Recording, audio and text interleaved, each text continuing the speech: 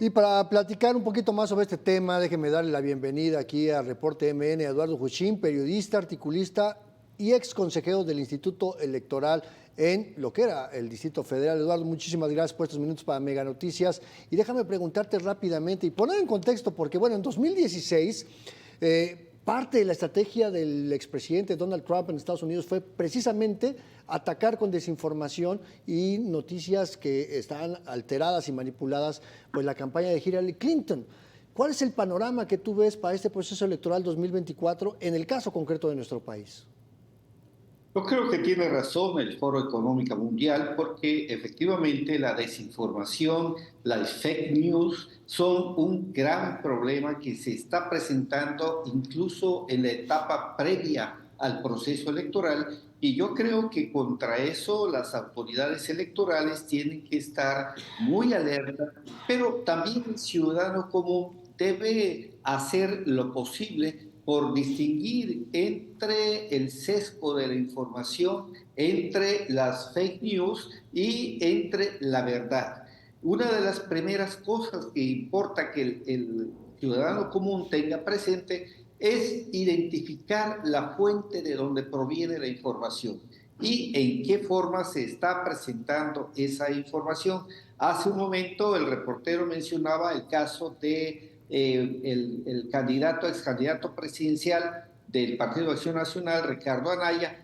y recuerda otra campaña de desinformación que ocurrió años antes en el caso de Andrés Manuel López Obrador, que todos recordamos probablemente aquella frase de que es un peligro para México. Esto, desde luego, puede darse de parte de cualquier partido, de la derecha o de la izquierda, y el ciudadano tiene que estar muy alerta y, por supuesto, las autoridades también para desarticular los efectos que pudieran tener estas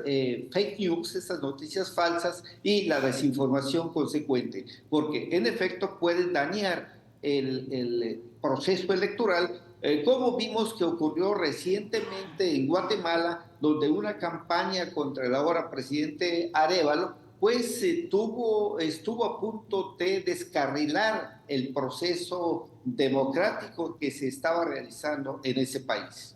Y no solamente lo vimos en Guatemala, también lo vimos en Ecuador, lo vimos en Argentina, con esta elección que acaba de ganar el presidente Milei, inclusive en la reciente reelección en El Salvador, donde también el uso de las redes sociodigitales ha sido más bien para poner estos temas, ¿no? Y hablamos de que aquí en México pues hay esas granjas de bots que alguien contrata por unos cuantos pesos, o muchos pesos, y la intención es justamente dinamitar el mensaje público. ¿Cómo decirle a las personas que van a final de cuentas tomar una decisión para emitir su voto que traten de filtrar eso? Más allá de ir a la fuente original, ¿qué otras recomendaciones les darías tú, Eduardo?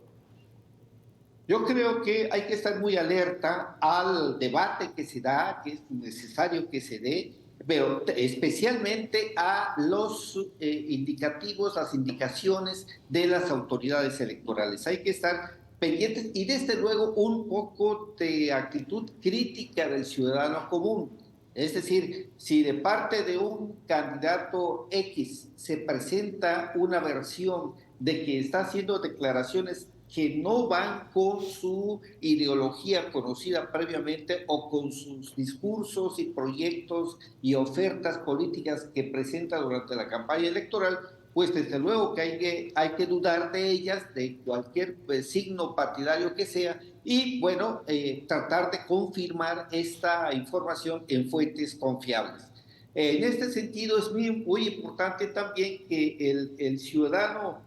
pueda distinguir, por lo menos en principio, cuando se trata de una noticia sesgada. Y quiero recordar como ejemplo el caso de la investigación que realizó la DEA respecto a una presunta aportación de dinero de $2 millones a la campaña de López Obrador en años pasados. Esto, desde luego, dicen que la mentira es más sexy que la verdad. Y ciertamente el hecho de que se acuse a un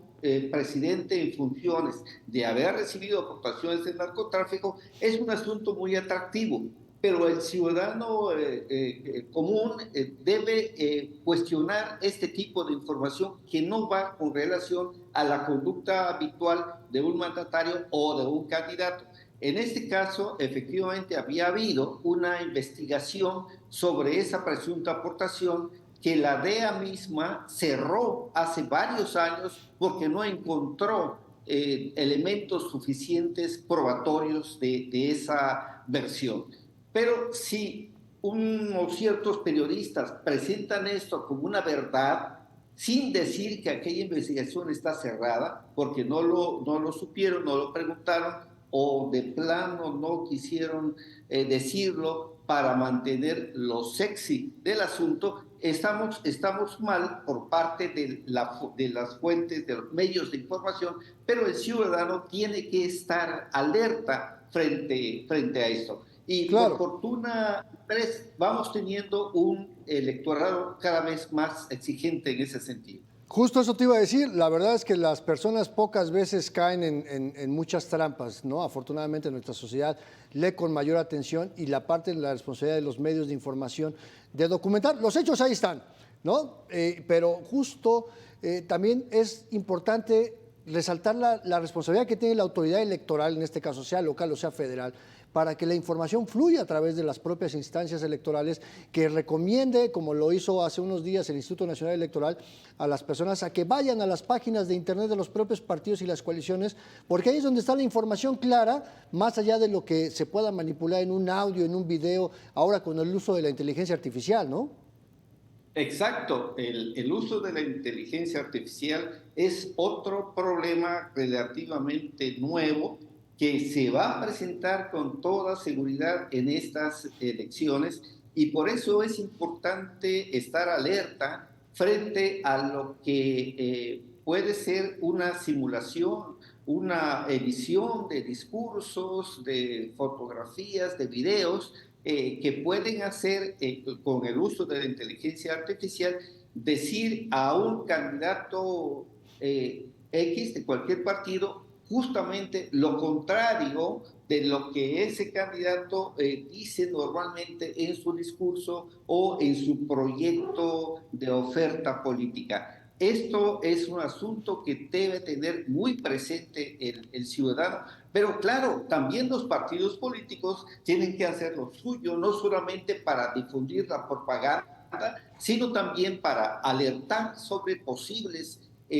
usos de esta manera, particularmente de la inteligencia artificial, que ya sabemos que puede hacer aparecer como real algo que de ninguna manera lo fue.